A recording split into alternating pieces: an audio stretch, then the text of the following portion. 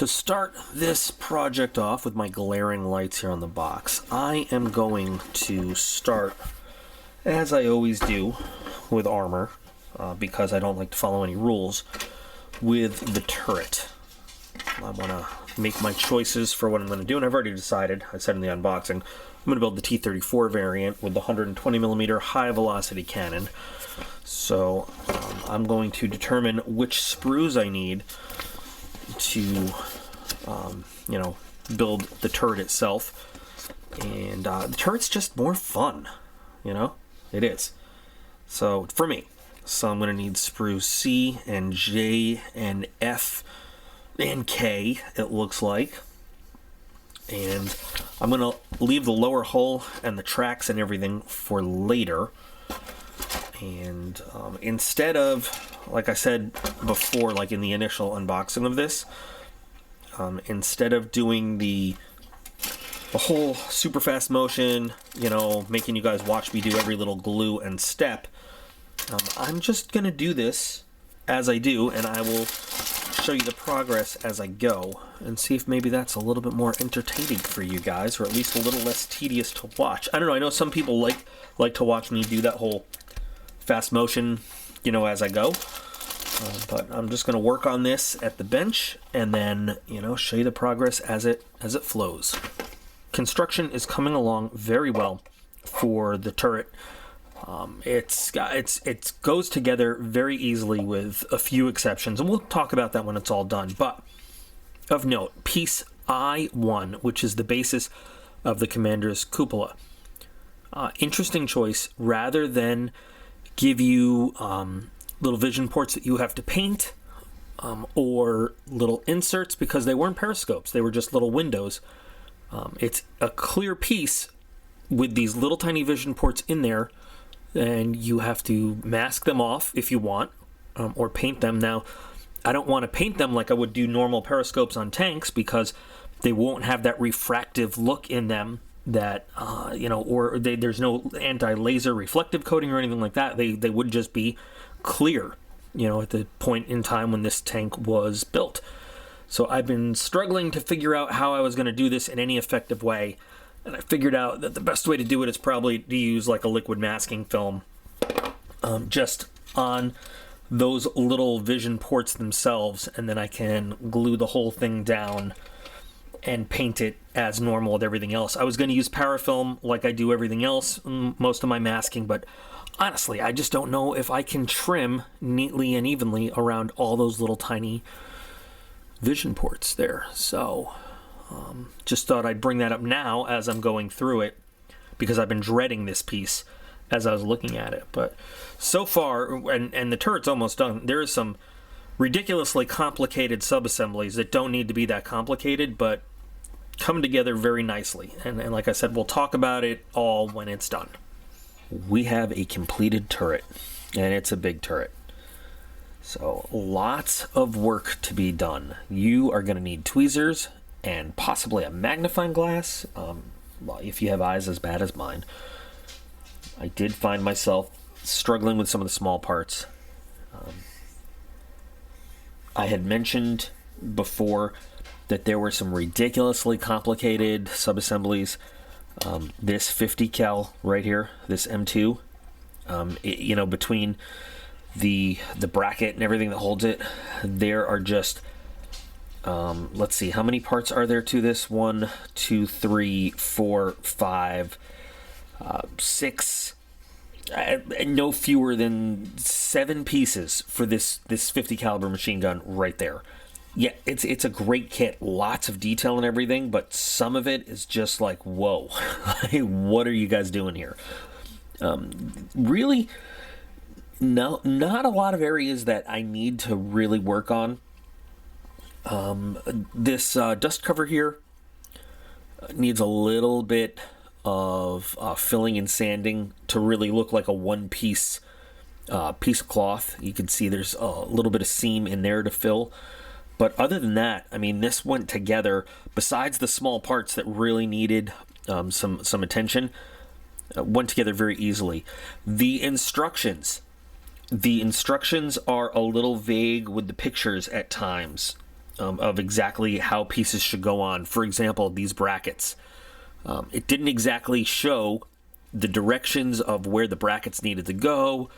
They go in different directions. If you look, this bracket is forward, this bracket is backwards. I ended up looking up some pictures of the real tank just to make sure that I was putting them on in the right direction. So, the pictures in the directions are not always crystal clear. I really wanted this to remain openable, this hatch, but it just, it was more trouble than it was worth, really, because there's no interior here anyway to speak of. But it is together, it is ready, and I just want to, again, if you're familiar, if you're an avid World War II tank modeler, you know that they're smaller than modern battle tanks. They really are. I want to put it next to an M1A1. Don't mind the paint scheme. There's a reason for this madness here. But take a look at this turret next to an M1A1. It's the look at the gun compared to the 120 millimeter gun on the M1A1. This is a huge tank.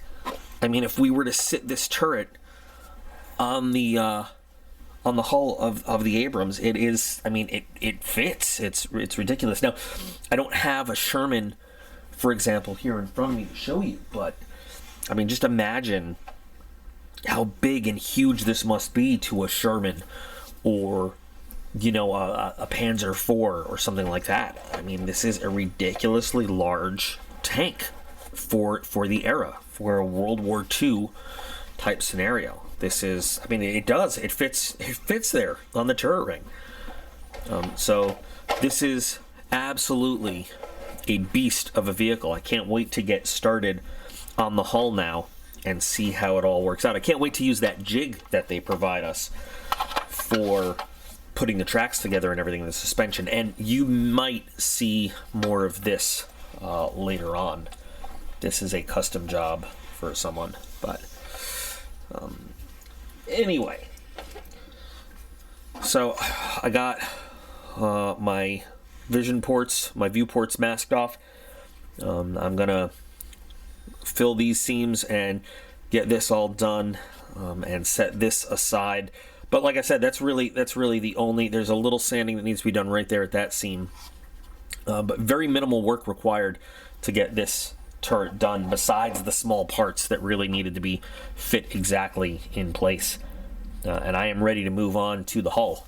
Here is jig use number 1. Lining up the suspension arms, and the truth is they fit in very nicely all on their own, but this definitely does help making sure that they are all positioned correctly and that you're not going to have any of the road wheels up higher than the others. I mean, it's a really nice feature to have. I'm really excited to see how it works for track assembly, but yeah, gets them on there, make sure that they're all positioned just right, and I'm ready to move on to the other side.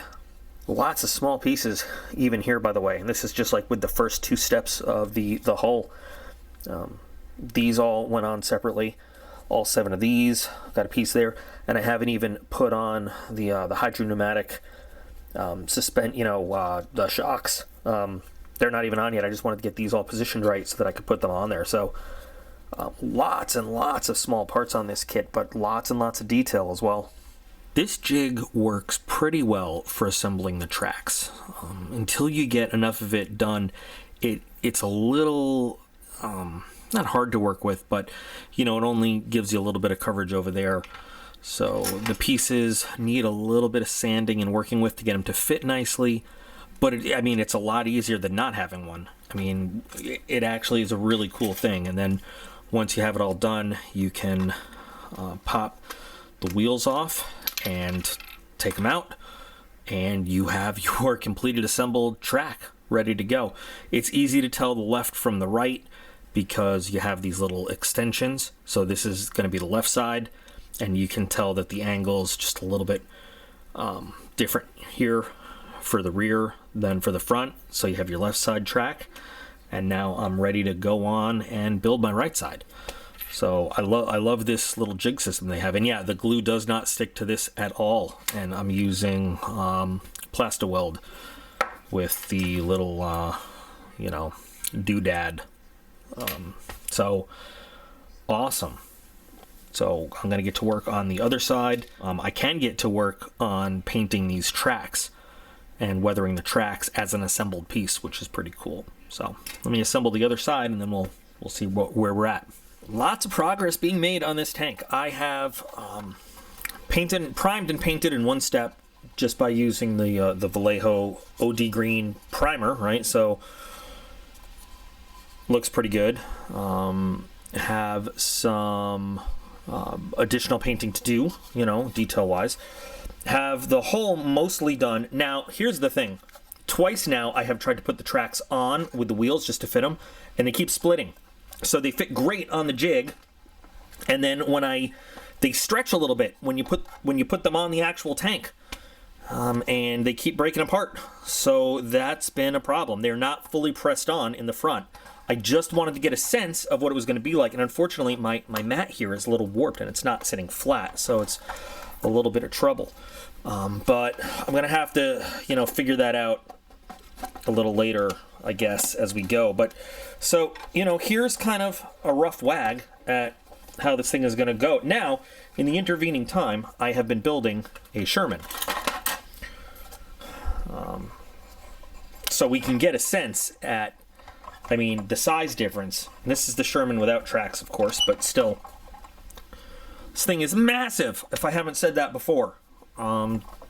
It is enormous compared to the Sherman, which is really, I mean, would be considered a medium tank, and this is a heavy tank. But it's ridiculously big. And this is the Sherman A3E8, right? So the Easy 8 with the 76 millimeter, which was then considered like a high velocity gun. Look at the cannon on this thing. The cannon on this is almost as long as a Sherman tank. I mean, it is as long as the hull of the Sherman, basically. So these are painted in the same color, by the way. This looks a little darker because it's gotten, you know, a glossy coat. Paints tend to darken up a little bit when glossed. So I got to get a new mat to let it sit flat. But I mean, thing is huge, and I can't wait to see it totally finished. So I will keep working on that problem with the tracks. Like I said, I just wanted to sort of get a side by side here. Look at the difference. Holy crap, that's just crazy. Now, if you want to really illustrate the craziness of the size, let's remove the turret here.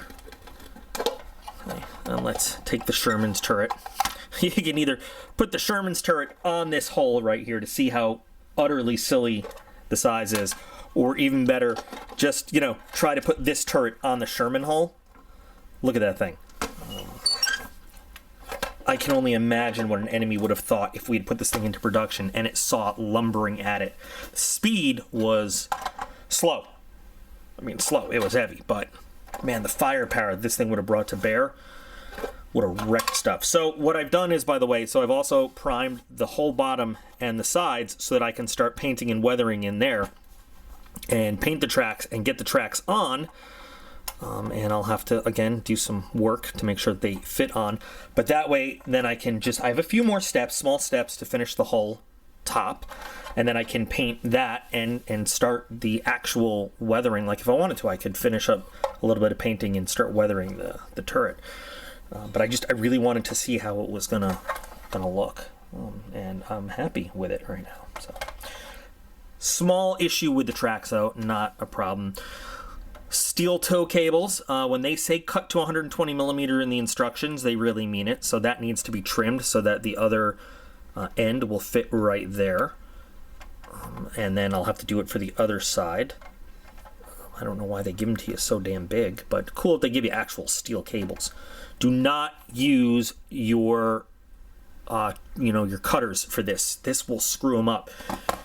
Buy a cheap, like whatever set, use something else, use actual tin snips or something, do not use your sprue cutters because it will ruin them to cut this stuff. When I get to the actual, you know, weathering, and I don't know if you can see, you probably can't because the lighting sucks. That's a shame. I did some great, I feel, weathering on the wheels and the underside of this Sherman. My lighting situation is great for me to see. It's not very good for me to film. But all enamel weathering, that's not true, actually. Some Nuln Oil and some Agrax Earthshade, which, you know, is acrylic, so you can use enamel weathering stuff right over it to give some streakiness and some rustiness to the pieces. And then it's just, since it's so glossy and the lighting is, I have another set of track lights I need to get bulbs for that would shine straight down. But the weathering will be similar. This is not finished weathering, by the way. This has to be, you know, weathered in combat, so it's got a lot more. This is just the basis for me to get that done so I can put tracks on it. We'll see some similar effects on this. Oh, well, we've had some disastrous goings on with these tracks. What was, in the last time you saw this, small problems, it just got worse and worse and worse. And I think part of it was my fault. So if you look on these straight pieces as they're molded, there's a very consistent spacing. And I think when I assembled the individual link tracks, I might have put them a little too close together, which there was just no tolerance for anything but perfect spacing here. You can see right here, it doesn't look great. These things kept coming apart and coming apart. Several times they split in different areas.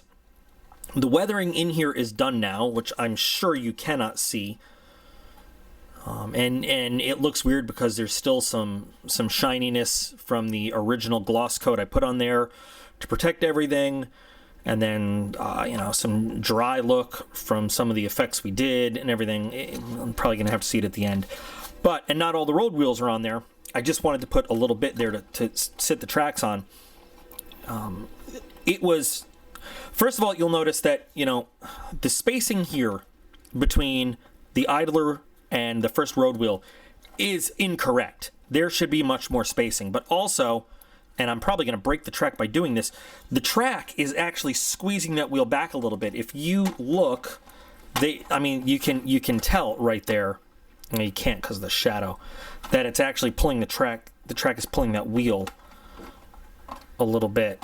But even with that, just that little bit, there should be a little bit more spacing between those. And if you look at the illustration in the instructions, which are not in my hands right now, I'm not exactly sure where they are, it depicts a bigger space. So we've got a little problem, and it's on both sides, basically. There is no room to play when you're assembling these tracks. You have to get them just perfect. I have gone through 4 or 5 iterations of super gluing and getting them down and super gluing and getting them down, and that, you know, it's just been such a pain. And then I realized there's this little tiny, do you see it back there? That little tiny, there's a little all steel idler that goes right there. That's going to be damn near impossible to put on. I should have gotten that ahead of time. So tracks are going on. As you can see, they're painted. They are faintly weathered. Okay, we still have to do dirt and mud effects all along there. Okay, but they have their basic light wash, a little bit of a rusty look, but metal, you know, finish and everything. Got a few more road wheels to finish. I don't know if you can tell here. I'm using 2 different colored paints for the road wheels, and there's so much scratching going on fitting the road wheels in there with the tracks and everything. I got to touch that up. So I'm using I'm using from Akan, I'm using Old Rubber Dark Gray, which actually is a glossy finish, but it won't matter because the whole thing's getting a matte coat anyway, and Radio Transparent Gray to give 2 different kinds of worn gray look to the rubber, so they're not just all one kind of thing. I wanted to switch it up a little bit, and I'm randomly just sticking the road wheels on there. So it's, you know, you never know which road wheel is going to get which look. And it's coming. I mean, the tracks were the jigs were great, really nice. Getting them put together with the wheels and everything, this has been the nightmare of the project. And I can't tell you how long. I was so happy with this until this point. I'm just accepting the fact that there are some ridiculous looking gaps in it right there. Hopefully I'll hide that really well with some mud and some dirt weathering and just move on. Just move on. If I ever build another one of these, I will know that you have to pay exact attention to the distance. Now, you know, in between links. Now, the thing is, there's some leftover links after putting it together. I don't know what that's from. I don't know why there are leftover track links. I just don't know. Pain in the ass at this point. They're on. I'm going to leave them on. I'm going to move on from the construction from here. I'm also going to say, you know what? This is a good point to end this video. So this is, you know, build part 1. We've got our basic hull. We've got our basic turret down. Okay, so in the next part, we'll be completing the assembly. We'll be doing the actual paint and the full weathering. And I mean, it should be pretty much finishing in that one. Should be just a 2-part build video on this one. Keep them a little bit shorter, but here's where we are so far. So we're going to take a little break on this project right here. So join me for part 2, where we will start fresh and not so frustrated on this lower hull section. We'll get the rest of the details on the deck here. We will get everything prime/painted, start doing our detail paint around, get everything glossed, detailed, weathered up and everything, and get this thing looking like we're going to finish it as a tank that is well into the testing process. We're going to put some Tamiya and Verlinden accessories around it, you know, bags, bottles, fuel drums, all that stuff. We're gonna weather it up like it has been in the field, putting its paces through whatever testing the Army would have come up with to verify whether or not this is a workable concept as a heavy tank, not just some pristine, pretty thing you might see in a museum. That's why we're doing all the weathering in here. So, ready for your opinions, though, guys. What do you think so far of the kit, of the build, of the subject? Anybody have any cool historical notes you want to throw in there for us? Love to hear them. So, thanks for joining me. See you again real soon.